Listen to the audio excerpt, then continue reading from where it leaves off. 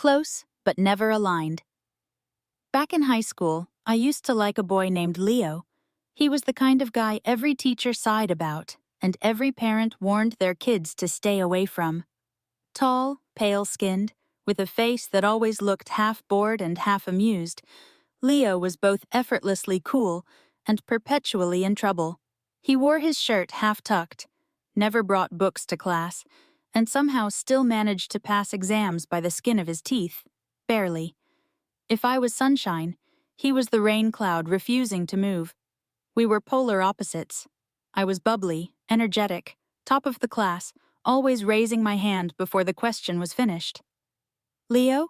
He sat at the back of the room, doodling in his notebook or leaning against the window with that glazed-over look that made you wonder if he ever truly existed in the same world as the rest of us.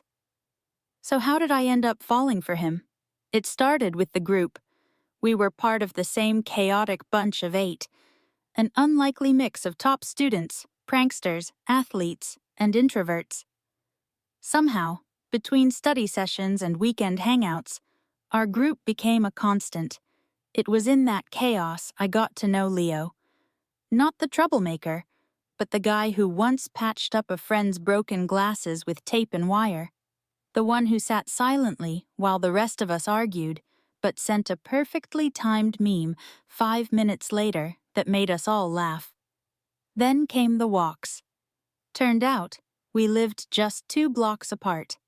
And when school ended and the group dispersed, Leo and I often found ourselves walking the same route home. At first, it was silent. Then it became tolerable. Eventually, it became expected. "You don't shut up, do you?" he said one afternoon as I rambled about a movie I'd just seen. "You do enough not talking for both of us," I shot back. He smirked. I liked him before that, but I fell after. Maybe it was the way he looked out for his friends, without ever taking credit. Or the way he always carried an extra pair of earbuds, even though he never admitted they were for me. Or maybe it was the day we both skipped the last 2 periods, ran off to the arcade, and he told me, "It's not that I hate school, I just feel like I don't belong there." I got it, more than he knew. But time does strange things to feelings. By senior year, we still walked home together. But the crush I once had mellowed into something softer, familiarity, maybe even friendship. Leo didn't change much. He was still unpredictable, still half in and half out of everything, but he started texting first. He started waiting for me outside class. He started listening more, not just to respond, but to understand. One day, while sitting on the school rooftop eating spicy ramen from a shared cup, he asked, "Do you still like me?" I laughed. "I used to. But now you're just like my best friend." He went quiet. For once, he didn't hide behind a smirk or sarcastic reply. The next week, he stopped walking me home. But the week after that, he came back. And this time, he held my hand. "I think I'm the one who likes you now," he muttered. "And it kinda sucks." I looked at him. This tall, pale, too cool for school boy with perfect hair and an attitude problem. And I laughed. Guess we're finally aligned. Or maybe, not yet. Her name was Gia. Leo had always been a little hard to read. That was part of what made Julia curious about him in the first place. He didn't talk much in group hangouts, didn't laugh too loudly at the jokes the others shared, and never commented on the endless selfies Julia took with their mutual friends. While the rest of the world seemed to orbit in loud, colorful spirals, Leo was grayscale, cool, quiet, and distant. But that mystery unraveled slowly in Julia's heart over the months they spent walking home from school together. Sometimes they shared snacks. Sometimes they walked in silence. Other days, they laughed over inside jokes no one else would understand. Then there were those secret afternoons when they skipped class just to watch clouds from the hilltop behind the soccer field. In those moments, Julia forgot about crushes, forgot about expectations. She just liked being near him, Eventually, her feelings dimmed, not because Leo changed, but because Julia did. She found herself wanting different things. She liked someone who listened when she spoke, who laughed at her dramatic impersonations, who didn't make her feel invisible in a group. Leo remained the same. But Julia? She moved on. That's when things got strange.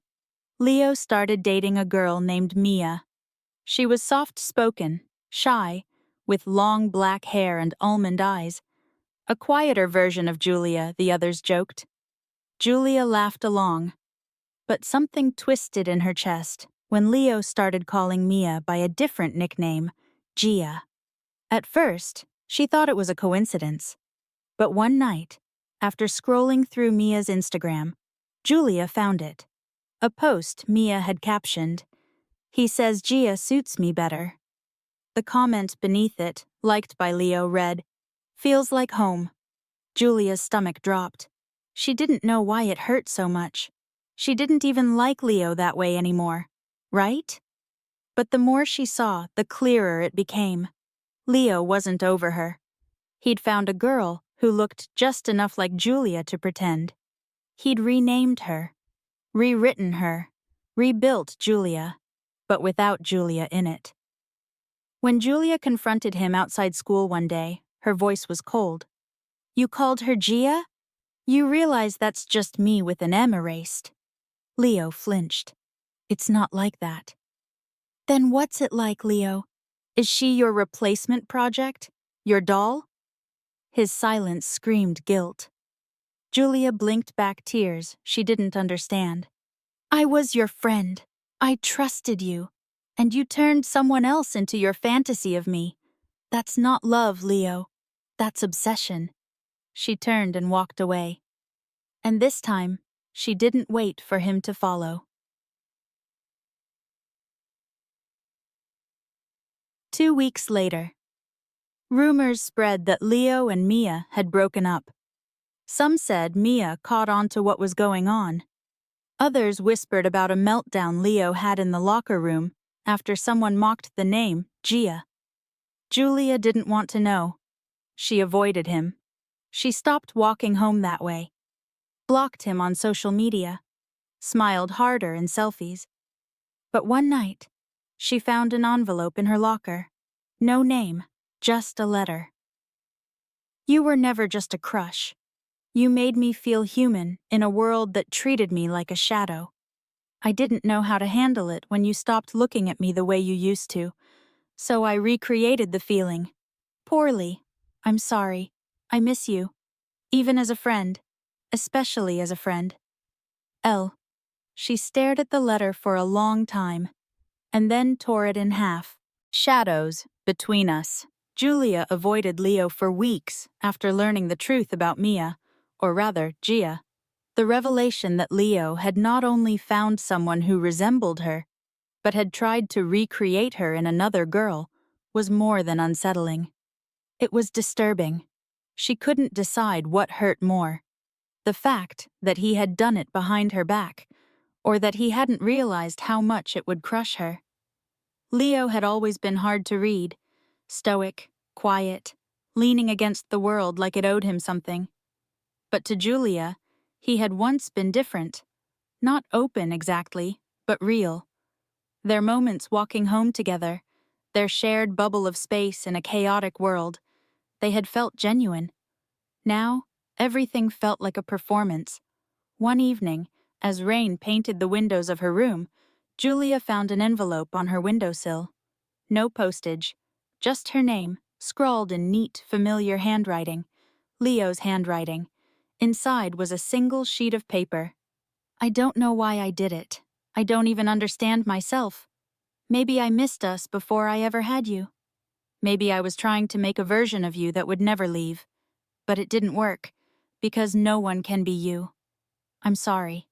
Not for liking you, but for twisting that into something you couldn't recognize." Leo. Julia stared at the letter until the ink seemed to blur. She didn't reply.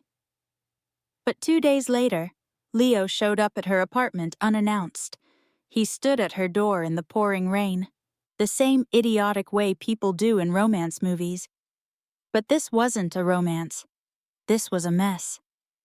Julia opened the door but didn't let him in. "I'm not here to ask for forgiveness," he said quietly. "I just need you to hear something." She crossed her arms. "I'm listening." "I was an idiot," he said. "I thought I was losing you. But the truth is, I never had you, and I couldn't accept that, so I tried to fill that space with someone else, someone I turned into you in my mind. It was wrong, and I'll never do it again." Julia watched him for a long time. His white shirt clung to his chest from the rain. His hair was a mess. He looked tired, honest, broken even. "I don't love you," she said. "I know. I might never. I'll still be here." She exhaled slowly and stepped aside, letting him in. They sat on the couch in silence for almost an hour, the only sound the rain tapping against the windows. Eventually, she spoke. "I can't give you what you want." "I'm not asking anymore," he replied. "Just don't shut me out. Let me be your friend, or whatever this is, even if it never becomes anything else." Julia looked at him, something soft flickering behind her eyes. "Fine. But no more lies. No more girls named Gia." He chuckled, a sound both ashamed and relieved. "Never again." And so they sat, two people wounded by their own missteps, trying to rebuild something that never quite had a name. They weren't lovers. Not yet. Not really. Maybe not ever. But they were more than strangers, more than classmates, more than friends. They were a question mark,